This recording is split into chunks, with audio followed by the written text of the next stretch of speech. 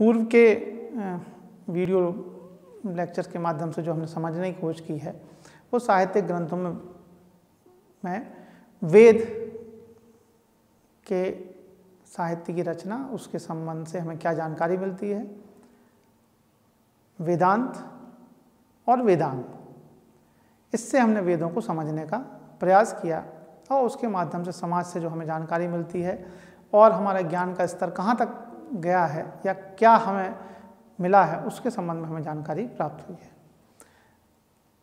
वेदों के बाद जो हम साहित्य के स्रोत में हम देखते हैं वो आती हैं स्मृतियाँ। स्मृतियाँ जो हैं वो, इसका तात्पर्य है कि ऋषियों को उन्होंने जो अपना ज्ञान अर्जित किया और दूसरों को दिया, उनकी जो रचना हुई वो स्मृति के रूप में संकलित है। इसमें सबसे प्राचीन स्मृति जो है वो मनुस्मृति है और मनुस्मृति जो है वो धर्मशास्त्र के नाम से जानते हैं।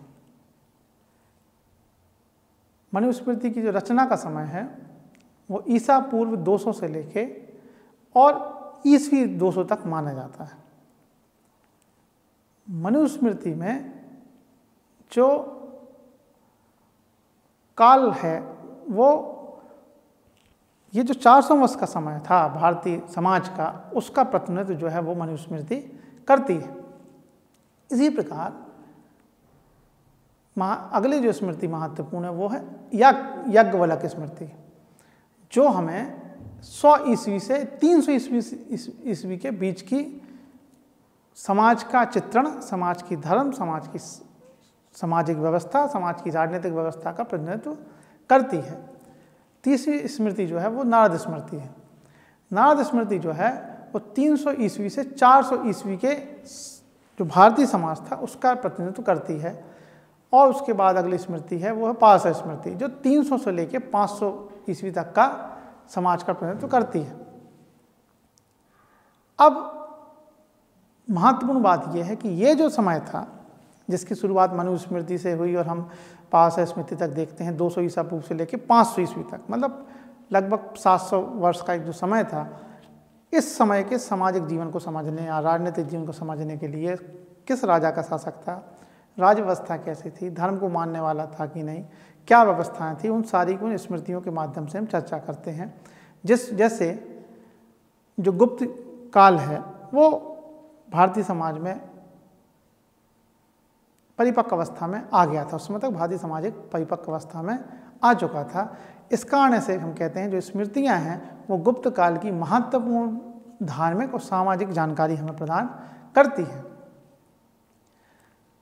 अब इसमें एक प्रश्न जो इतिहास के विद्यार्थी को समझना चाहिए, कई बार हम कहते हैं कि वो स्मृति इतने ईसा पूर्व है और उसकी रचना बाद में हुई।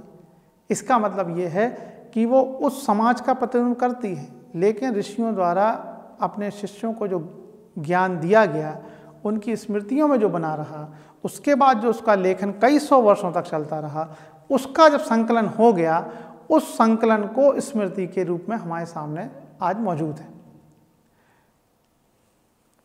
मनुस्मृति की जब रचना या उस समय काल के बाद जब मनुस्मृति का संकलन किया गया, उसके बाद कुछ ऐसे भारतीय विद्वान भी हुए जिन्होंने उस स्मृति के ऊपर टीका लिखी।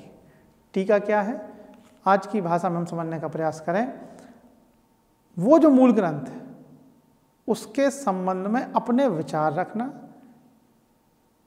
और एक प्रकार से अपन इंग्लिश शब्द इसका रिव्यू करना, तो उसको उन्होंने उस प्रकार से उस ज्ञान को आगे बढ़ाने का उसमें प्रयास किया। जैसे मनुस्मृति के प्रमुख जो टीकाकार हैं वो भरूची हैं, मेघातिथि हैं, गोविंदराज हैं और कुल्लुक भट्ट हैं।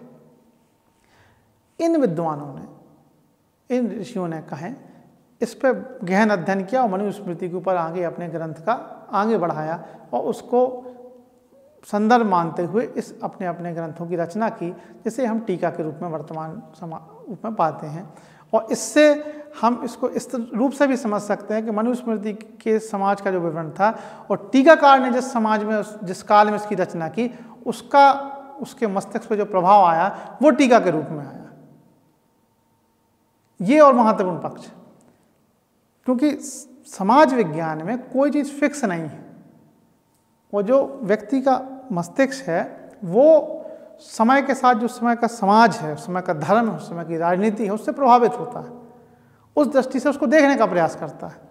तो जो टीका है, जो मूल ग्रंथ है, उसको उस समय के जिस काल का टीकाकार है उसके दिमाग में जो प्रतिबिंब था उसको ध्यान में रखते हुए उसका अध्ययन हुआ, उसके दिमाग में वो चीज़ें विकसित हुई, उसको टीका के रूप में फिर उन्होंने आगे बढ़ाया। जैसे याज्ञवल्क्य स्मृति है, उसके टीकाकार विश्वरूप हैं, विज्ञानेश्वर हैं, अवार्क है। इन विद्वानों ने, बहुत लोगों ने टीकाएं लिखी, लेकिन ये उस स्तर पर का जिनकी टीका सर्वमान्य हुई, इसका इनका नाम याज्ञवल्क्य स्मृति के टीकाकार के रूप में जोड़ा गया। इन टीकाओं से, जैसे हमने चर्चा की, उस समय के समाज का भी, कि अब उस समय का जो हिंदू समाज है जिसने टीका की, वो किस विविध पक्षों को या मनुस्मृति के और स्वरूप को समाज के सामने लाने के लिए उन टीकाओं का लिखा, जो व्यक्ति को या समाज के लिए लाभ देने के लिए था। सूत्रकाल जो भारतीय इतिहास के क्रम में हम मानते हैं, उसी क्रम में दो महत्वपूर्ण महाकाव्य, महान ग्रंथ जो आज भी भारतीय समाज का आधार हैं और आज भी भारतीय समाज उसको अपने जीवन का एक महत्वपूर्ण हिस्सा मानता है, ऐसे महाकाव्यों की रचना भी इस सूत्रकाल में हुई। जैसे हमने पहले बताया 500 ईसा पूर्व से लेकर 5वीं ईस्वी तक के काल को आपको समझना है, तो ये जो रचनाएं हो रही थी सूत्रकाल में, वो स्मृतियों के बाद महत्वपूर्ण महाकाव्य। वर्तमान में जो भारतीय इतिहास के सुधारती हैं, विद्वान हैं, पंडित हैं, वो लगातार इस अध्ययन को भी आगे बढ़ा रहे हैं कि ये जो कालखंड बहुत पहले विभाजित हो चुका है, क्या वो वास्तव में सही था या ये इससे भी प्राचीन है? क्या प्राचीनता जो उल्लेखित है वो एकदम सही है? क्या ये समाज के चित्रण भारतीय समाज को और प्राचीन और श्रेष्ठ बनाता है? इन सारी चीज़ों को लेके भी वर्तमान में हम देखते हैं कि लगातार आज के विद्वान इस पर अध्ययन कर रहे हैं, जिसमें जो सबसे महत्वपूर्ण अध्ययन के आज के अंदर है वो है रामायण और महाभारत। रामायण एक हमारा आदि काव्य माना जाता है, जिसकी रचना महर्षि वाल्मीकि ने की। जो उस समय ऐसा उस समय ऐसा लिखा गया पुराने विद्वानों द्वारा कि इसमें हिंदुओं या यवन और शकों का संघर्ष का विवरण है, जबकि भारतीय जो वर्तमान चिंतन है वो इसको कुछ और दृष्टि से देखता है और वो इसको यवन और शकों के संघर्ष की दृष्टि से नहीं देखता। वो रामायण को हमारे समाज का मूल आधार, प्रतिबिंब और जीवन जीने का सबसे श्रेष्ठ व्यवस्था के रूप में देखता है और श्रेष्ठ ग्रंथ के रूप में देखता है। इस पे एक अलग विषय है जो गहराई से चर्चा हो सकती है। दूसरा इस काल में रचना जो हुई वो महाभारत, जिनकी रचना वेदव्यास ने की। जो पुराने इतिहासकार या अंग्रेजों के समय के जो इतिहासकारों के सोर्सेज हैं, उन्होंने इसमें कहा कि महाभारत से शक, यवन जो भारत में आक्रमण हुए, हूण, उनका उल्लेख मिलता है, जबकि भारतीय समाज उसको इस दृष्टि से महाभारत को नहीं देखता। वो महाभारत को एक बृहद महाकाव्य के रूप में देखता है, जो उस समाज की राजनीतिक व्यवस्था, शासन व्यवस्था और उसके लेने वाले ज्ञान जो भारतीय के वर्तमान भी प्रासंगिक है उसको उस रूप में वो लेता है। जैसे रामायण में ऐसा कहा जाता है कि रामायण में प्रारंभ में जो थे उसमें जो श्लोक हैं वो मूलतः उनकी संख्या बाद में एक क्रम के साथ विकसित होती गई। जैसे महाभारत में ऐसा कहा जाता है कि प्रारंभ में सिर्फ 8800 श्लोक थे, इसमें इसका नाम जय संहिता रखा गया। फिर जब इसका और विकास हुआ, इसमें 24,000 श्लोक हुए, इसमें भारत नाम की पूरी व्याख्या है, तो ये भरत नाम से प्रसिद्ध हुआ। और उसमें 10 लाख जब 1 लाख श्लोक हुए तब शतसहस्त्री संहिता के नाम से इसका नाम महाभारत पड़ा। मतलब भारत और फिर महाभारत का जब इसका नाम पड़ा, इसका मतलब उस पूरे समाज का संपूर्ण प्रतिबिंब इस महाकाव्य में हमें मिलता है।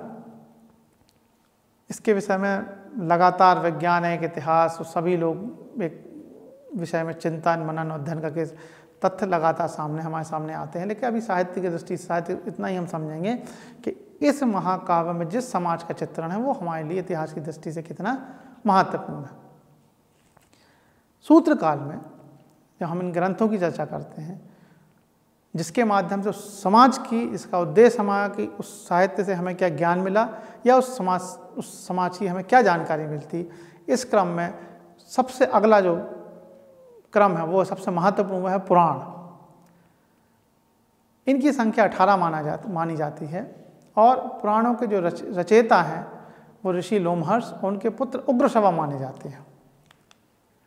और ऐसा माना जाता है कि सबसे पहले पुराणों के संबंध में एक विदेशी विद्वान ने पॉजिटर उनके ऐतिहासिक महत्व की और विद्वानों का ध्यान आकर्षित किया। ये पुरानी जो व्यवस्थाएं हैं अंग्रेजों के समय से, इसमें उन्होंने अपने विद्वानों के लिए कहा कि इन्होंने बताया, लेकिन ऐसा नहीं है। भारतीय जब से भारत में समाज स्थापित है, जब से लगातार जो है वो समाज समझता है कि पुराणों के संबंध में क्या महत्व है। अमरकोश जो एक बहुत महत्वपूर्ण ग्रंथ है उसने पुराणों के संबंध में मुख्य 5 विषय बताए हैं कि पुराणों में किस संबंध में किस क्या चर्चा की गई है। जो 18 पुराण हैं उसमें कुछ महत्वपूर्ण पुराण जो उस काल की राजनीतिक और सामाजिक और धार्मिक व्यवस्था को प्रतिबिंब करते हैं उसमें है मत्स्य पुराण, वायु पुराण, विष्णु पुराण, मार्कंड पुराण और भागवत पुराण। पुराणों में सबसे प्राचीन पुराण जो है वो मत्स्य पुराण है, जो मौर्य वंश के लिए हमें जानकारी देता है। इसके साथ साथ मौर्य वंश के लिए हम देख लें विष्णु पुराण भी बहुत महत्वपूर्ण है। इसी प्रकार जो सातवाहन वंश है इसमें आन सातवाहन वंश के संबंध में जानकारी हम मत्स्य पुराण के माध्यम से मिलती है। इसी प्रकार गुप्त वंश के संबंध में हमें वायु पुराण से जानकारी मिलती है।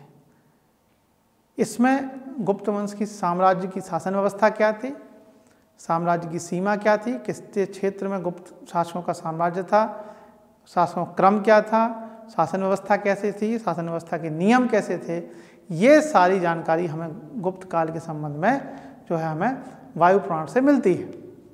इसी प्रकार 3री-4थी शताब्दी जो हमने पहले भी जिक्र किया है का संपूर्ण समाज का धार्मिक और राजनीतिक चिंतन हमें समझने के लिए हमें पुराणों एक महत्वपूर्ण स्रोत के रूप में हमारे सामने उपलब्ध है।